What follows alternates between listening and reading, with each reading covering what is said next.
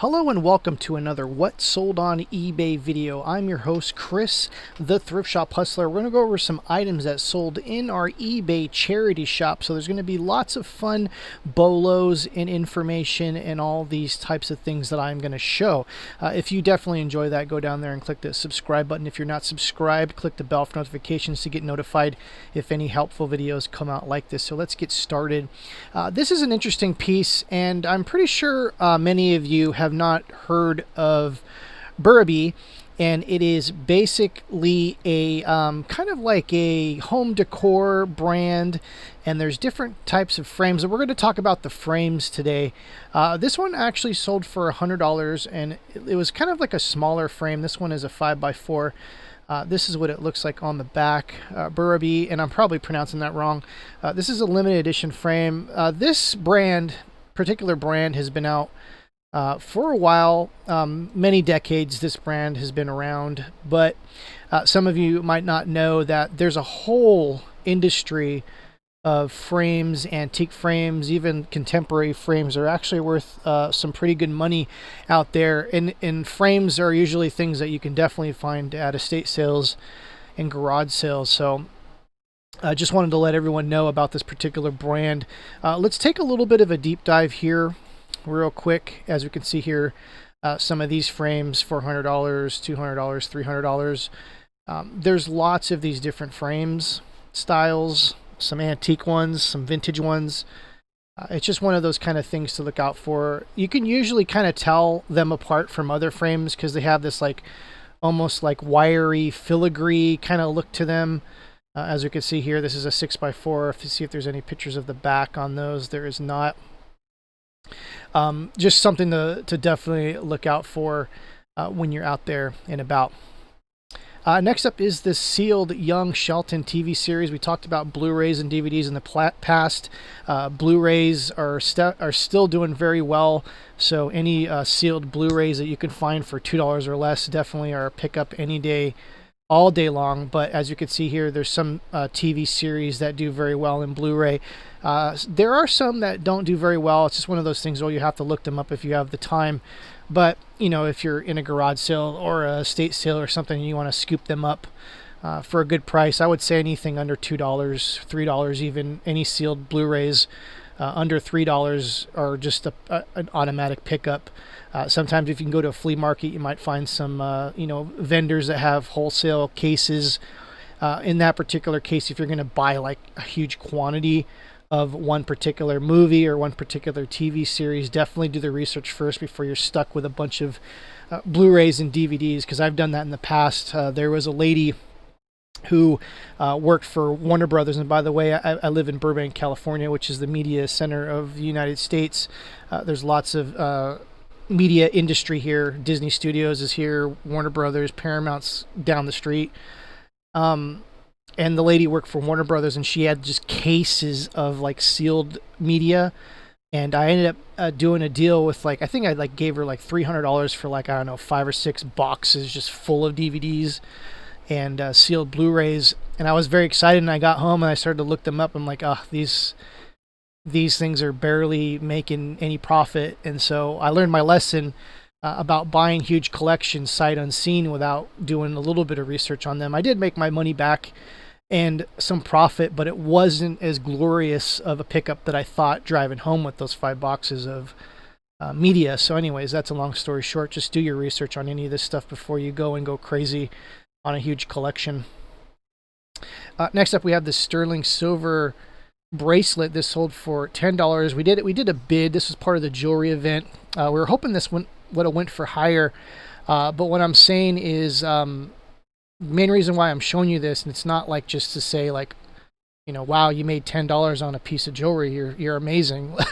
No, what I'm saying is sometimes you might find this kind of stuff in a garage sale or an estate sale in these little boxes of things, 25-cent box.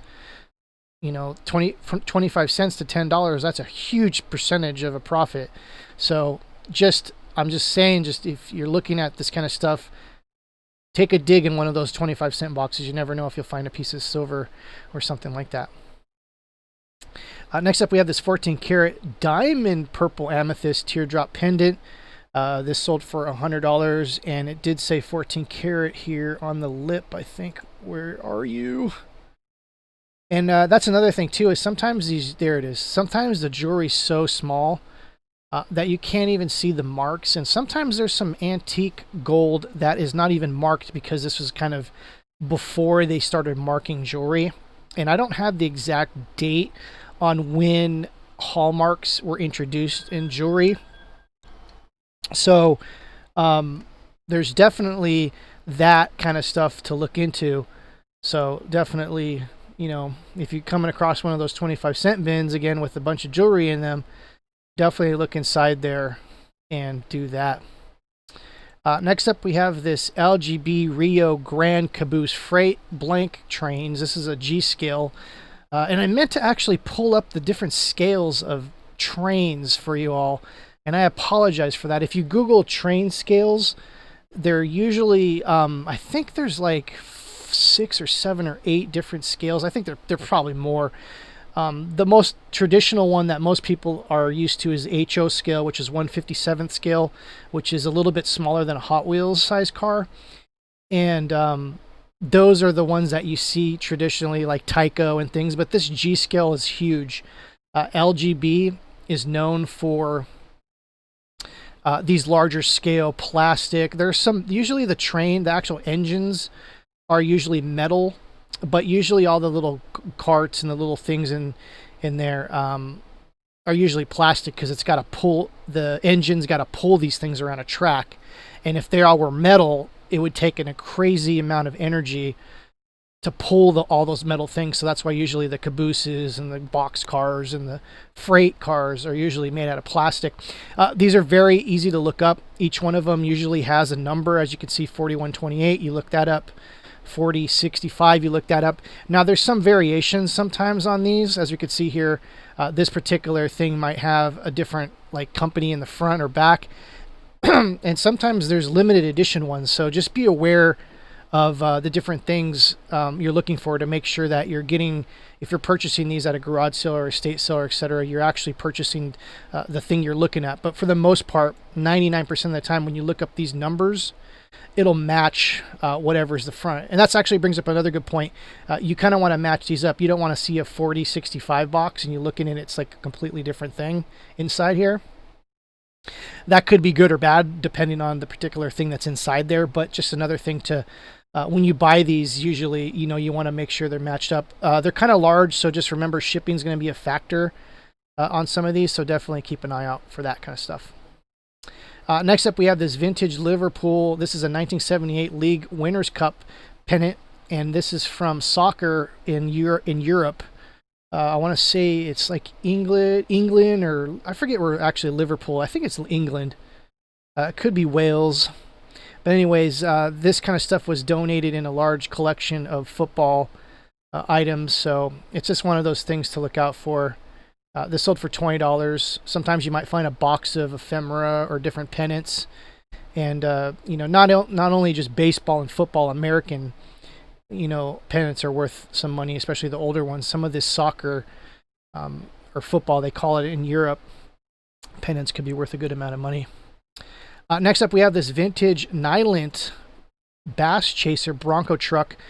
This kind of might look a little familiar. It almost looks like a Tonka truck. And Nylint is one of those companies that I would say a lot of people never heard of. Most people have heard of Tonka. That's kind of like, you know, something that was very popular in the 70s and the 80s. I think Tonka trucks have been around since the 50s. I have to go look. I haven't even checked to see what the history is on Tonka. But Nylint has been around forever. It's been, I think even Nylint, the brand, has been around before Tonka. Anyways, we're going to take a little bit of a deep dive via WorthPoint. As you can see here, there's some very, very vintage 50s Nylint trucks that are worth, you know, over $1,000, $2,000. Like this one, $1,500, especially if you can find the boxes that they come in, especially, you know, NOS, new old stock. There's some of them that are worth like crazy amounts of money, as you can see here. So if you're not familiar with this brand, just now you know, you have a little bit, another little tool nugget to add to your, you know, your knowledge and hopefully you enjoy these videos. If you do, definitely go down there, click the like button, leave a comment below. Let me know if you've heard of Nylint before, and if you haven't, leave a comment below. Let me know what you think. I really appreciate that. Once again, I'm Chris, the Thrift Shop Hustler. We'll see you next time. Take care.